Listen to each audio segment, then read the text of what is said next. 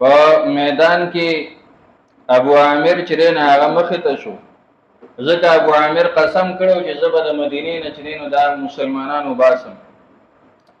ابو عامر چې نه هغه میدان ته راووت او هغه آواز وکړ، ای د اوس غیرتمندو بهادرو، چې څنګه دا آواز وکړ ورته وی چې زما خبره چې نه غور سره اوري چې زه سویم. زه خپل خبره لا پوره کړې نه وم، هم د اوس قبیلې یو سړی را پاسې د ورته وی اے بدکاره مونږ ستا په نوم باندې چې نه لاړې ته په چپ شه خبرې مه کوه. او په دغې سره چې دی نو په دې ابو عامر باندې د کاڼو ګزارونه هغه شروع شو.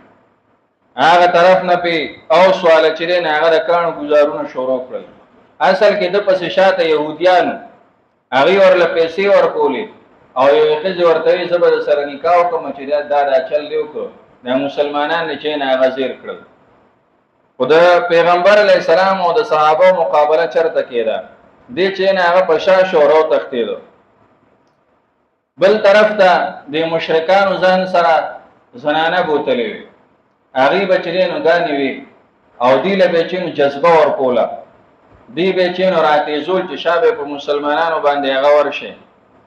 په دغه راتېزولو کې د دې د طرف نه یو سړی چې نه هغه میدان ته راووته. پخوا د جنگ طریقه هغه به دا وه چې کله به دا لښکر یو خوا بل خوا ودرېده یو بل ته مخامخ شو، ناول به یو دوه درې کسان میدان ته شو، هغوی به لاس په لاس جنګ وکړو یوازې په یوازې. نو چې هغې کې به یو مړ شو یو به بچ شو، د هغې نه پس به بیا جنګ شروع کېده. د قریشو د طرف نه طلحه ابن ابو طلحه هغه میدان ته شو. دا هغه سړی و چې د سره د قریشو د لښکر جنډه وه او مخکې جنګونو کې پخواني جنګونو کې د جنډې ډېر لوی حیثیت و. د کوم لښکر جنډه به چې پرېوته او د هغې د اوچتولو به څوک نه بس هغې به شکست بیا خوړلی. دې طلحه ابن ابو طلحه چې نو د سره هغه جنډه وه او دې میدان ته راووته او ای زما دشمنو آواز یې وکړ، ای زما دشمنانو زه ستاسو مقابلې له راوتم میدان ته شئ. د دې طرف نه علي رضی الله تعالی عنه هغه وروته. علي رضی الله تعالی عنه چې وروته او څنګه په باندې گزار وکړ نو د گزار سره طلحه ابن ابو طلحه چې نه هغه را پرېوت او مړ شو. دا هغه د قریشو د طرف نه بل سړی په منډه منډه راغی او جنډه یې اوچته کړه او واپس لښکر ته لاړ، ځکه که جنډه هم داسې پرېوتې پاتې شوې وی نو جنګ ته باډو ضرورت راغلی نو دوی به شکست خوړلی.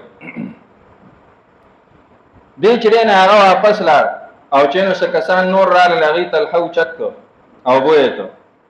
دغه طرف نه د طلحه د خاندان بل کس را پاسېد او هغه میدان ته شو، وایي زه د طلحه بدله اخلم او که څوکي نو روځي. علي رضی الله تعالی عنه بیا وروته، چې بیا وروته نو دوی داسې یو بل سره تو راتو شو، یو بل ته ګوري را ګوري او تو راتو شو.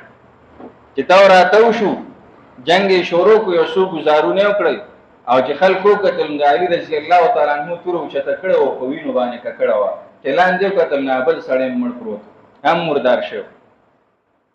ابو سفیان چې وکتل هغه د لښکر سالار او مشر چې دا خو زما د لښکر یو کس وځي او مردارېږي مړ کېږي دا به څه کېږي. بل طرف ته اخوا چې نو ښځې لګیا دي هغه چې نو راتېزېږي او راپارېږي. ابو سفیان وایي زه میدان ته کېږم، زه میدان ته وځم. اگر چې د ده میدان ته وتل ښه نه و، ځکه دا سالارو لیډرو او لیډر چې کله مړ شي بیا لښکر چې نه تتر بتر کېږي. ته ګوره مشر چې د منځ نه وځي که نه بیا کار رواني بیا کار ګډوډي، دا مشر چې دی سره دا کارونه راغونډي کار چې دی نه هغه چلېږي. د کوم کور چې مشر نه وي که نه کور بیا نه چلېږي، هغې کې جنګونه وي د هغې کار هم په ترتیب باندې نه. دغه شانتې دی مو د ده دا میدان ته راوتل چې نو دا مناسب نه و چې دی میدان ته راوتې وي. خو هغوی هغه چې کومې ګانې ویلې که نه او دوی له جوش ورکو هغې کې دومره جذبه پرته وه دومره تیزوالی پروت و چې ابو سفیان په ځان پوه شوی نه دی او په اس باندې سور او میدان ته چې نه هغه راووته. چې کله دې میدان ته هغه راووته او اواز یې وکړو نو د دې طرف نه حنظله ابن ابو عامر په دې نوم سره یادېده او هغه پیدل ورووته او چرته پیدل او چرته چې دی نه هغه شاسوار. د دې مقابله هغه چې نو ګرانه دا نشي کېدی. خو څه کېږي مقابله څنګه کوي انشاءالله سبا به راشي.